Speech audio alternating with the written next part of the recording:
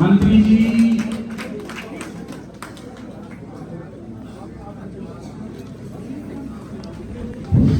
धन्यवाद नेता माओवादी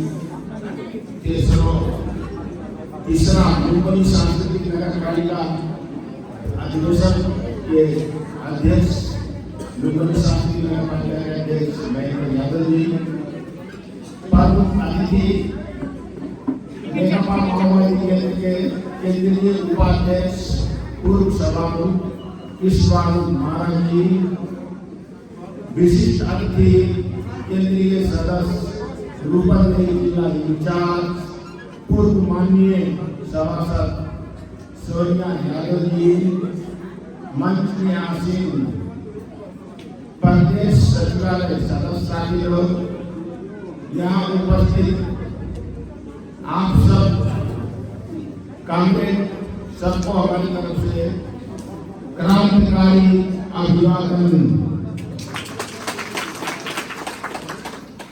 आज हम लोग अपने बीच में ऐसा आदमी पाए हैं जो हो सकता है कि हम लोग का भाग्य है, ये आप लोग मानिए हम लोग का भाग्य है।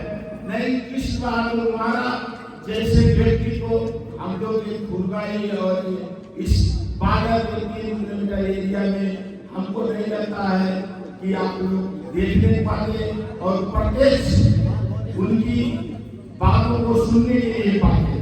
हम आप लोगों को कुछ चीज अवगत करा दे रहे हैं जो आज 3 साल के बच्चा से लेकर के 80 साल का बुढ़िया भी मोबाइल होगा है ना, वो कृष्ण बहादुर महाराज का देन है कि गाँव में मोबाइल, घर में मोबाइल, ये उनका नारा था।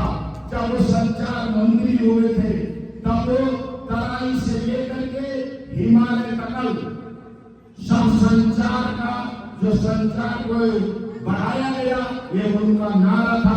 इनने कहा माओवादी का नारा था इस देश को विकास करने के लिए और संचार से जोड़ने के लिए।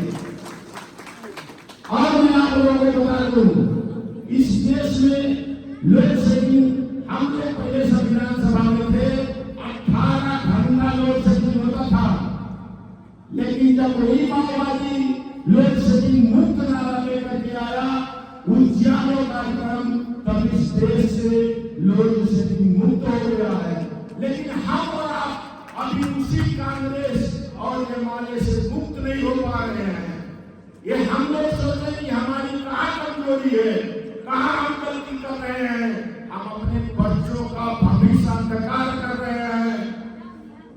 ये आप लोग विश्वास कीजिए, अगर ऐसे काम में कांग्रेस और एमआरए के चक्कर में रहेंगे तो हमारा आने वाला पीढ़ी उसका भविष्य अंधकार है, उसका भविष्य उज्जवल नहीं है। जो हमारे लिए काम करता है, जो पार्टियां इस देश के लिए मधेसी, आदिवासी, जनजाति, जैन, मुस्लिम, पिछड़ा वर्ग का जो वकालत करता है, उस पार्टी को हम लोग भूल जाते हैं समय पर। अब क्यों भूल जाते हैं, हम लोग खुद सोचते हैं क्यों भूल जाते हैं। ये हम लोग किस पर भूलते हैं, या तो पैसे पर भूलते हैं, या दारू माशू पर भूलते हैं, या किसी के बहकाने में चले जा रहे हैं, जबकि हम लोगों का भविष्य अंधकार होने जा रहा है। अभी भी जो संविधान जारी हुआ है वो भी नेकपा माओवादी का देन है कि संविधान में हम लोग कुछ अधिकार पाए हैं। अभी तो हमारा अधिकार भी पाना बाकी है, लेकिन कांग्रेस वाले वो अधिकार भी छीनने का षड्यंत्र शुरू कर दिया है। संविधान संशोधन, संहिता खारिज, ये कांग्रेस वाले का उद्देश्य यही है। क्योंकि ये लोग क्या है, एक दलीय ये शासन करना चाहते हैं खाली काठमांडू में। काठमांडू के शासन से मधेश का विकास नहीं होगा, तराई का विकास नहीं होगा। ये आप लोग दिमाग में ये सोच लीजिए, जब तक हम लोग मधेश या तराई या हिमालय पहाड़ से कांग्रेस एमआरए को हम लोग अगर जब तक उनको जवाब नहीं देंगे, उनको हम लोग भगाएंगे नहीं, तब तक कल्याण नेपाल का नहीं है। नेपाल अंधकार में ही रहेगा और डूबते जाकर ये लोग खाली सत्ता का खेल कर रहे हैं।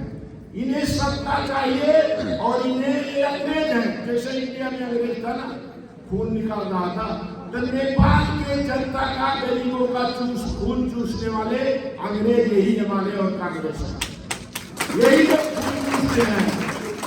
तो हम लोगों को तो सोचना पड़ा ना कि हम किस जगह जा रहे हैं, हम सच्चे रास्ते पर हैं कि गलत रास्ते पर हैं।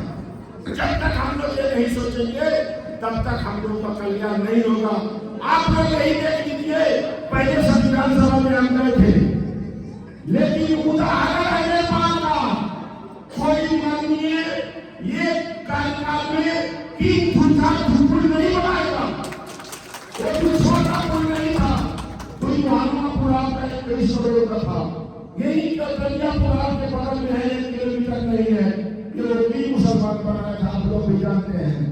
कोई भी पुल आप लोग देख लीजिए, लेकिन जो जैसे जो काम करने वाली पार्टियां हैं, माओवादी का सिद्धांत उसमें प्रधानमंत्री को प्रोग्राम भरपाई थे। तो विकास जो आज इस देश में रोड बना है, इस देश का विकास हुआ है, बादल में बड़ा बड़ा रोड गया है, वास्तव में नेता माओवादी का देन है, उसी कार्यकाल का घोषणा है। ये लोग तो वही दूसरे का बनाया हुआ है, ये लोग उद्घाटन कर रहे हैं, ये लोग दिखा रहे हैं, ये लोग इन्हें कुछ करना नहीं है। तो हम आप लोगों से देखिए, हमारा यही है कहना, हम लोग जब तक अपना खुद नहीं सुधरेंगे, हम खुद सचेत नहीं होंगे कि हम किस रास्ते पर जा रहे हैं, तो हमको दूसरा अंतर रास्ता नहीं बताएगा। वो आपको सोचने की बात है। अभी आप लोग देख लीजिए, तत्काल प्रचंड का सरकार, नेकपा माओवादी का सरकार जनता के लिए अच्छा काम करने के लिए सोचा, भ्रष्टाचारियों को जेल डालने के लिए उन्होंने सोचा, तो क्या हुआ, रातों रात समझौता करके 12 बजे रात में सरकार भाग गई।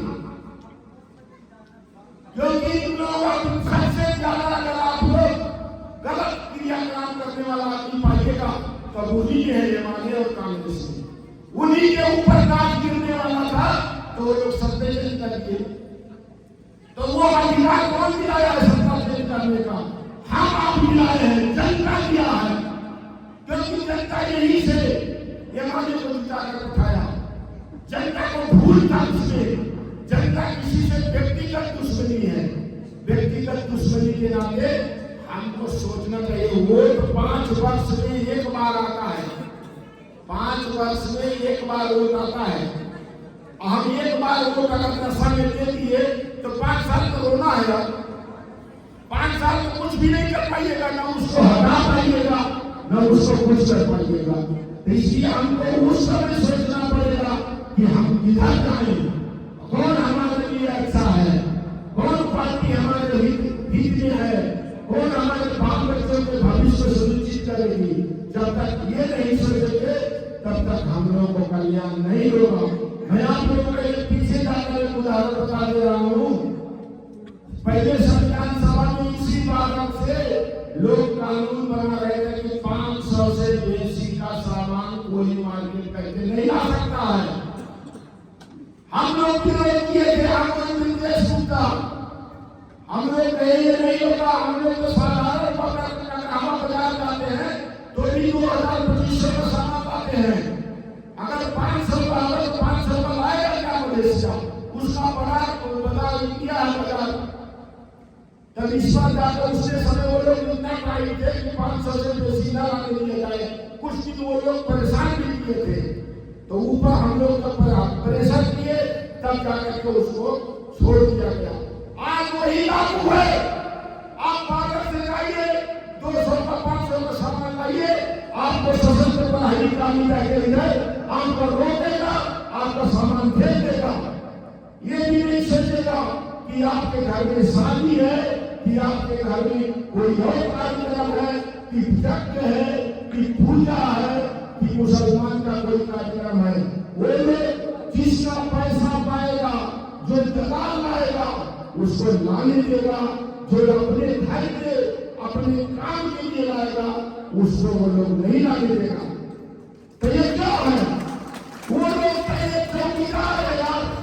हम लोग जब अपना मान स्थान पर, तो मानी तो वही पैसा वसूलने के लिए जो इंतजार को लगाएगा। उनकी गलती नहीं है जो आपको लेते हैं, गलती जिसको हम चुन के पठाते हैं ना, उनकी गलती है।